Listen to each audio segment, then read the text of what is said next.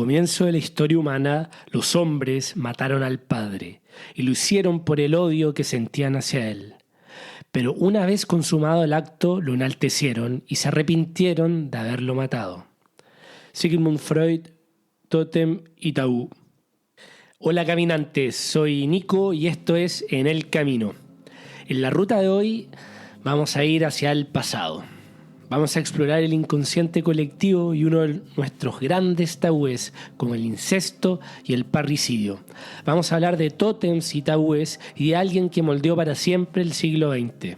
Estoy hablando de Sigmund Freud y su libro más antropológico, Tótem y Tabú.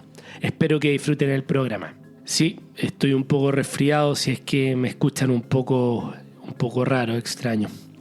Bueno, en el episodio anterior les había hablado de cómo me habían perturbado las películas de Yorgos Lanthimos y lo hice a propósito, preparando el terreno para hoy. ¿Por qué le tenemos tanto miedo a los incestos? En la película Canino de este director, en una de las últimas escenas, los padres de esta familia decían forzar a los hijos a una relación incestuosa entre hermano y hermana. Y cuando llegó el momento de encarnar la acción, no pude seguir viéndolo. Salí furioso de la habitación. Pero, ¿por qué no pude verlo? Bueno, aquí entra Freud y el título del podcast. El viejo Sigmund empieza el libro Tótem y Tabú, publicado en 1913, dando una serie de ejemplos de agrupaciones de grupos o clanes antiguos, arcaicos, en que pese a lo reducido de su cantidad, la endogamia era prohibida, o sea que no podían reproducirse entre ellos mismos. Freud menciona ejemplos en Fiji, en Sumatra, en Bretaña, Australia, África y una serie de pueblos originarios que evitaban prohibidamente estas prácticas. Era normal que un hermano, si veía a su hermana en el exterior, tuviera que evitarla, como uno lo hacía tal vez en el colegio por vergüenza. ¿O ese era solo yo? Y bajo ningún motivo se podían seguir sus huellas del otro para caminar juntos. Esto mismo se repite entre suegra y nuero. Por ejemplo, en los Zulus era normal que el joven se ruborice ante la suegra todo el tiempo y huya de ella. Y lo mismo pasaba entre padre e hija y madre e hijo. Sería vergonzoso que fueran vistos juntos. En fin, creo que se entiende el punto. Freud aquí habla de las reacciones ambivalentes, palabra que se repetirá durante todo el libro. Según Freud, toda esta normativa impuesta contra la endogamia, o sea, entre las relaciones incestuosas entre miembros del mismo clan, es una gran represión de un deseo inconsciente de ir en contra de la figura totémica. Bueno, desde el punto de vista evolutivo, razón tenían. Se ha comprobado últimamente, creo que lo leí en la revista Nature, que el resultado de relaciones endogámicas conlleva a personas con menor coeficiente intelectual. Una buena razón para investigar el por qué nuestras élites latinoamericanas valen tan poco. De todas formas, estamos hablando de hace miles de años, cuando los grupos se agrupaban en clanes y seguían a un tótem, a un animal que es hereditario y que era el padre original y fundador. En esa primera fase, el padre fundador, el tótem, es el único que tiene el derecho de aparearse dentro del clan, tal como hoy lo hacen los lobos marinos, por ejemplo, dejando a los lobeznos, luego de una cierta edad, obligados al exilio. Entonces, ¿cómo se llega desde ese estado inicial en que solo había un tótem absolutamente abierto a las relaciones endogámicas con sus descendientes a este nuevo estado prohibitivo en que se impide el incesto? ¿Por qué hay un tabú con respecto a la endogamia y a los incestos? Empecemos por la palabra tabú, que es una palabra polinésica, la cual agrupa lo sagrado y lo prohibido al mismo tiempo. El tabú se supone emanado de una especial fuerza mágica inherente a ciertos espíritus y personas y susceptible de transmitirse en todas direcciones por la mediación de objetos inanimados. Aquel que ha violado un tabú adquiere por este hecho tal cualidad. Determinados peligros resultantes de la violación pueden ser conjurados mediante actos de penitencia y ceremonias de purificación. Freud. Como vemos, hay una concepción importante de lo sagrado que emana de no importa dónde, porque las causas y efectos eran distintas en esa época, pero también de lo prohibido. En sí, las prohibiciones tabúes no tienen ningún fundamento ni moral ni religioso, no emanan de ningún mandamiento divino, ningún libro sagrado, ya que evocan a estados anteriores a todas las religiones hoy conocidas. Existían tabúes temporales como la menstruación, el parto, o el estado del guerrero antes y después de la guerra, o la pesca y la caza. Todos estos eran momentos en que había que alejarse de estos sujetos para no contagiarse. Hay que recordar lo obvio, que en esa época no había explicación biológica de ninguno de los antes mencionados, ni menstruación ni parto.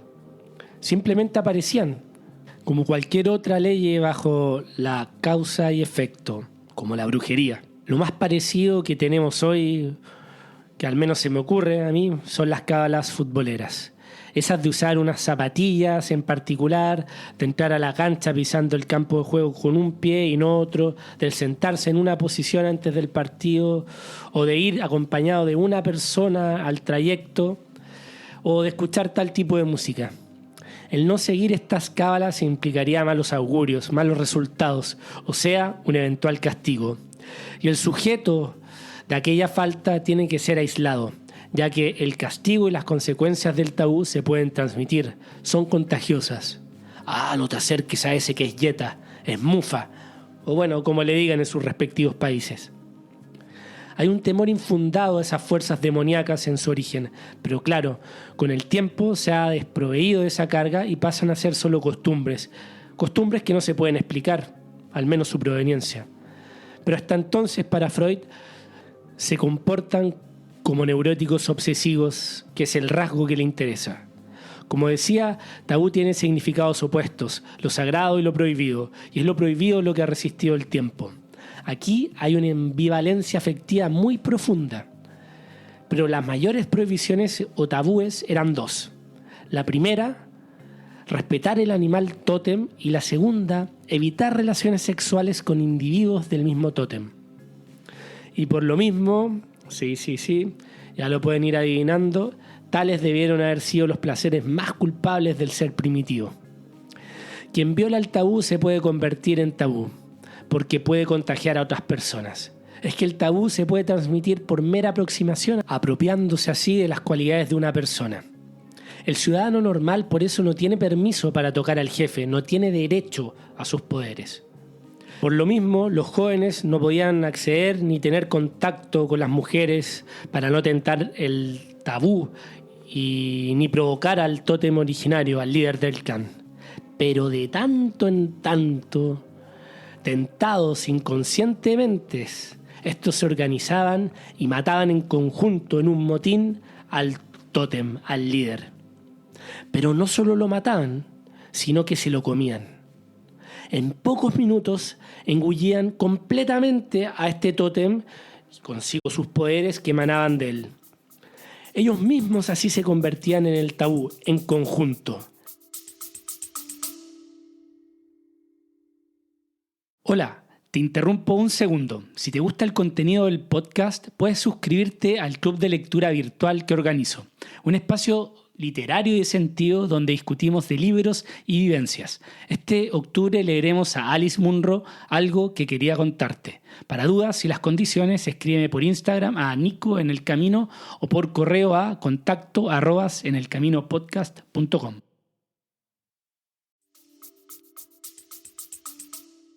Ese es el origen de esta costumbre más allá de la religión y de dioses, que emanaba desde el soberano. Ayer adorado, hoy despedazado y engullido. Cuanto más poderoso era el tótem, más tabúes debía afrontar, ya que la ambivalencia de cariño y hostilidad es enorme en los dos casos. Respeto y miedo por el gran jerarca que tienen enfrente, que no dudará en hacer uso de toda ley para castigar, pero que es el mismo motivo que causa admiración, amor y respeto, y que los frena a destronarlos.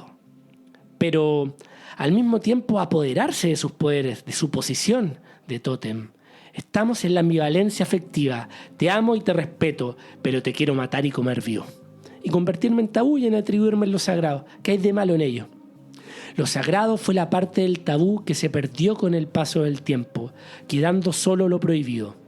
No sé ustedes, pero lo encuentro fascinante que esta fuerza mágica atribuida al tabú se reduce a su poder de inducir al hombre a la tentación. Freud lo que le interesa en este estudio de pueblos arcaicos es el remanente psíquico de la ambivalencia afectiva y que persiste en nuestro inconsciente colectivo.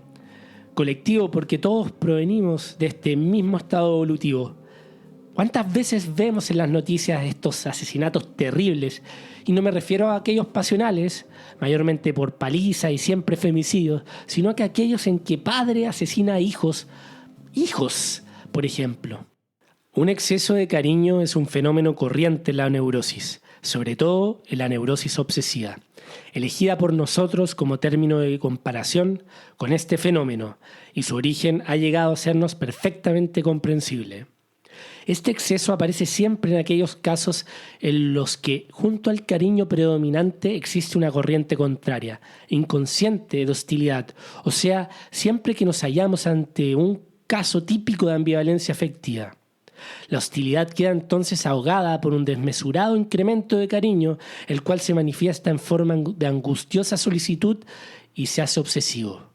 Freud menciona que en los clanes como los Times de Sierra Leona, los integrantes del clan se guardan el derecho, en la víspera de la coronación del líder, de molerlo a palo, de sacarle la concha a su madre, como bien decimos por acá. Literalmente.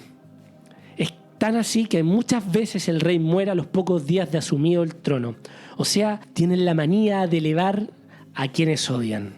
¿Cómo está esta costumbre, caminantes, esa tradición, matar a palos a Milei, por ejemplo, antes que asuma? Porque ya una vez en el poder no pueden por rango, fuero, pero también porque ya al devenir en líderes tienen potestades como hacer que llueva, que brille más el sol y otras aptitudes que si no son cumplidas serán responsables de todas las desgracias. Hay una manía persecutoria contra estos líderes. Otro aspecto tabú es el de los muertos, en que por esta misma persecución es preferible evitar mencionar su nombre, como a Voldemort, o cambiarle nombre al muerto. Pero aparte de esta razón, más de tinte espiritista, tenemos que, según la concepción de estos pueblos primitivos, solo se muere por muerte violenta, o sea, por las manos de otro ser, o bien por magia, provocando así que el alma o espíritu del muerto se llene de venganza. Por ejemplo, cuando una mujer ha perdido a su marido, no por motivos violentos o en una guerra, ésta se llena de remordimientos, expresa de un reproche obsesivo, ya que la muerte de su marido de forma no violenta significa un deseo de muerte o un acto de magia llevado a cabo, muy probablemente infringido por ella. Entonces la muerte de su marido ha procurado la satisfacción de un deseo inconsciente de ella, que si hubiera sido suficientemente poderoso, hubiese provocado dicha muerte. Y contra ese deseo inconsciente es contra lo que el reproche reacciona después de la muerte del ser amado. Voilà, de ahí la culpa. En casi todos los casos de intensa fijación del sentimiento de una persona determinada, hallamos una tal hostilidad inconsciente, disimulada, detrás de un tierno amor. Este es un caso clásico y prototípico de ambivalencia de la afectividad humana, según Freud. Lo que Freud quiere comprobar es que también en este tabú de los muertos, procede de una oposición entre el dolor consciente y la satisfacción inconsciente ocasionados por la muerte. Freud deja claro que esta pulsión era mucho más fuerte en el ser arcaico que hoy, pero que no se extrañen que de tanto en tanto se manifieste esta tentación a la hostilidad. Es un tema de conciencia moral. Para Freud la conciencia tabú constituye probablemente la forma más antigua de la conciencia moral, o sea, una disputa entre lo bueno y lo malo, una tensión entre dos fuerzas contrarias en el consciente e inconsciente. Al final, la tendencia a matar es más fuerte de lo que creemos, existe realmente en el inconsciente. El deseo de muerte formulado contra la persona amada es reemplazado por el temor de verla morir. La naturaleza social de la neurosis se deriva de su tendencia original de huir de la realidad, que no ofrece satisfacciones, para refugiarse en un mundo imaginario lleno de atractivas promesas. Esta es la ambivalencia. Al final, el contexto de este mundo arcaico es el animismo, un sistema intelectual que permite ver al mundo como una totalidad, en que todos los elementos naturales están dotados de un espíritu, de intenciones. Estos sistemas se crean para comprender los misterios del mundo y organizar y controlar los grupos. Hay herramientas de control como la magia y el hechizo. El hechizo es con relación a los espíritus. La magia, por tanto, trabaja fenómenos de la naturaleza y la voluntad de las personas, que era lo que hablábamos de ese reproche obsesivo, por ejemplo, cuando moría alguien por una razón no violenta. La magia se podía extender más allá de ese mal de ojo o deseo maligno a través de la imitación, mediante muñecos vudú, asimilaciones y causar daño a través de estos muñecos. La apropiación de la persona de cualidades de otros se da en extremo en el canibalismo, así absorbiendo cualidades de la víctima o rehusando a una mujer encinta a comer carne de un determinado animal para no absorber sus características, como la cobardía en el caso de comer, por ejemplo, un conejo. Perdónenme los fans de los conejos, pero bueno, es lo que se me viene, para que así el descendiente no herede estas características. Es debido al deseo de la magia, según Freud, que surge este fenómeno psíquico de la duda, ya que entre esa voluntad mágica y la realidad hay una falta de certeza. Está el miedo de la omnipotencia de las ideas del primitivo. En este sentido, la duda no sería simplemente una falta de certeza, sino una expresión de un conflicto entre deseos contradictorios. Uno irracional, que es la creencia en la magia, y otro racional, que es la comprensión de la realidad. Así, el pensamiento mágico puede estar en el origen de la duda, porque la magia es vista como un intento de controlar lo incontrolable, y cuando la magia falla, aparece la incertidumbre. De aquí surge una neurosis que se arrastra hasta el día de hoy. Es sus delirium tremens, ese mundo interno en el cual uno se siente especial, y similar a ese ser primitivo que cree en la omnipotencia de sus ideas, de influenciar y dominar el mundo en su totalidad con su magia contagiosa. Ambos, el neurótico actual y el primitivo, son narcisistas intelectuales. En el mundo de hoy, solo en el arte esa subjetividad aún se mantiene vigente, en la cual alguien extiende su mundo interior a lo externo. Qué bueno que sea así, que aún exista, que tengamos fantasías, pinturas surrealistas, por ejemplo. Al final, Freud dice que la primera creación teórica del ser humano, que es el animismo, viene de los tabúes.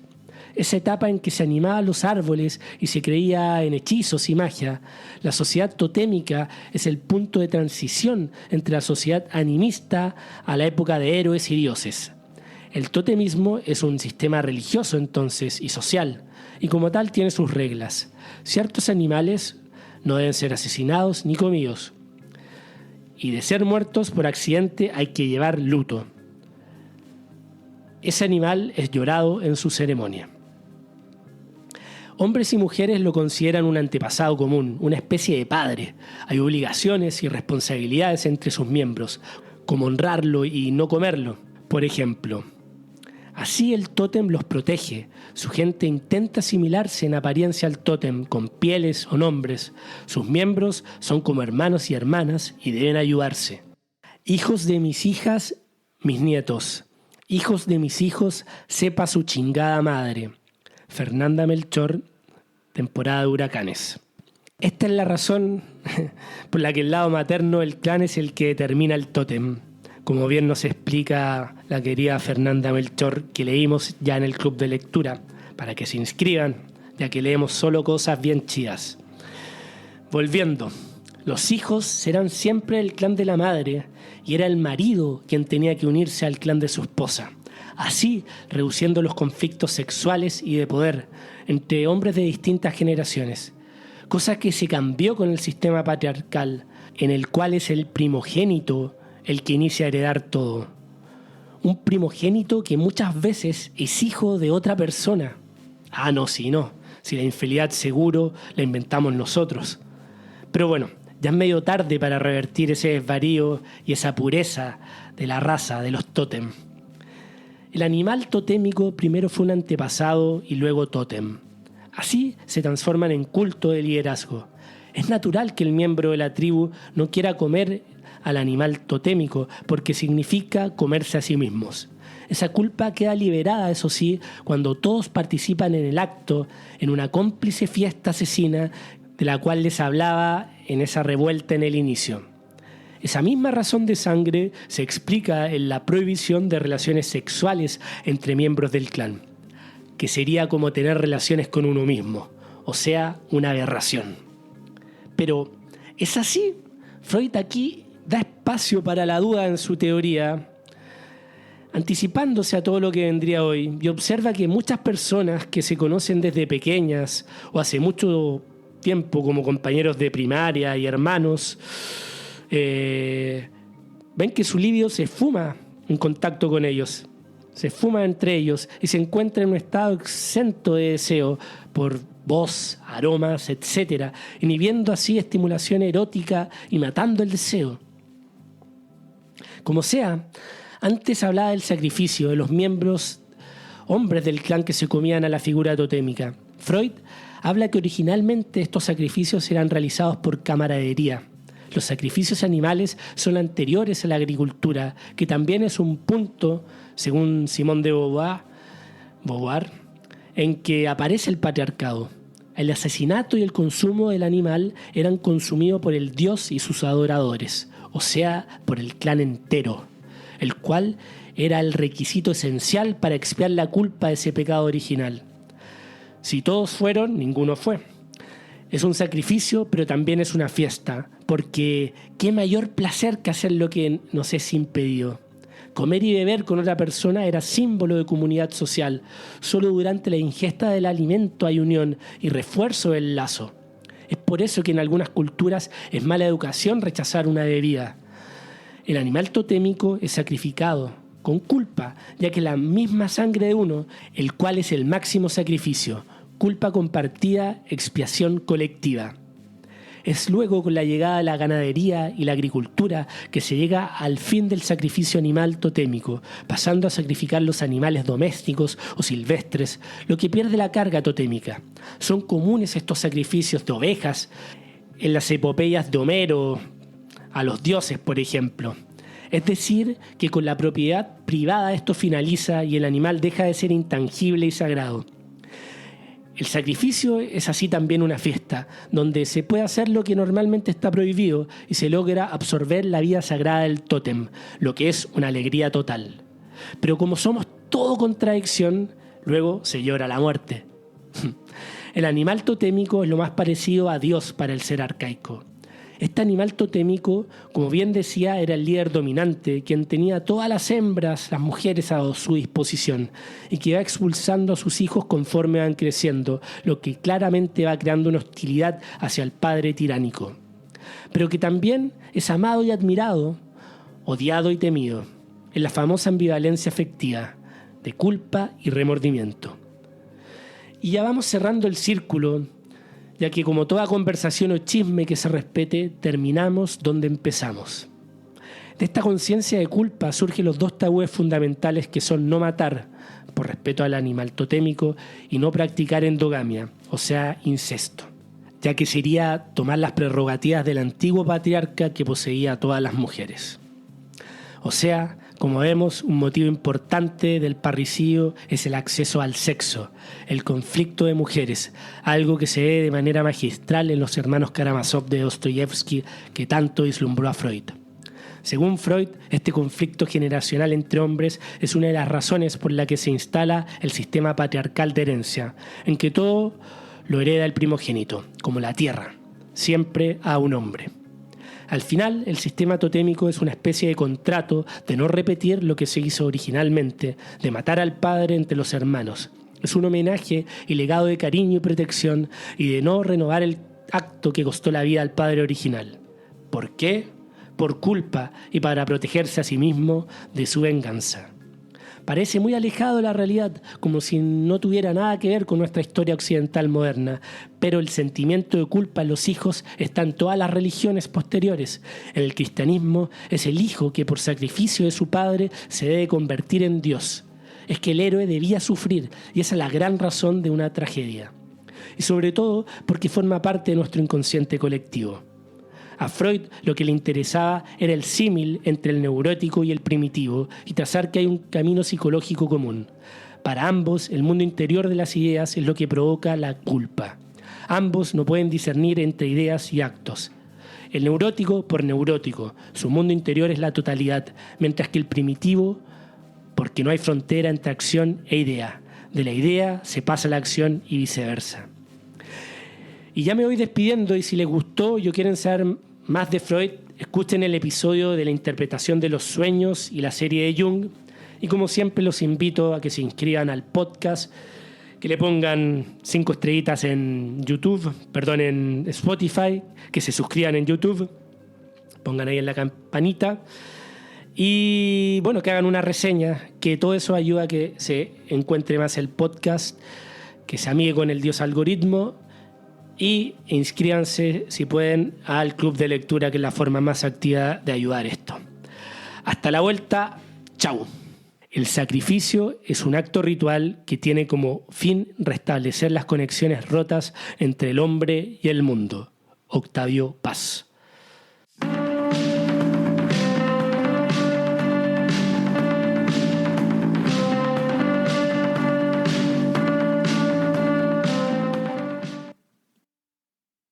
Gracias por haber llegado hasta acá. Si valoras el programa y no quieres perderte ningún episodio, puedes seguirlo en Spotify y dejar una reseña, que me ayuda un montón para ser encontrado más fácil en el motor de búsqueda. Para donaciones, contacto y más contenido, pueden entrar al sitio enelcaminopodcast.com y seguir las redes sociales de En el Camino Podcast en Instagram y Facebook, además de Nico Vergara y en Twitter. Gracias por aventurarte en el camino.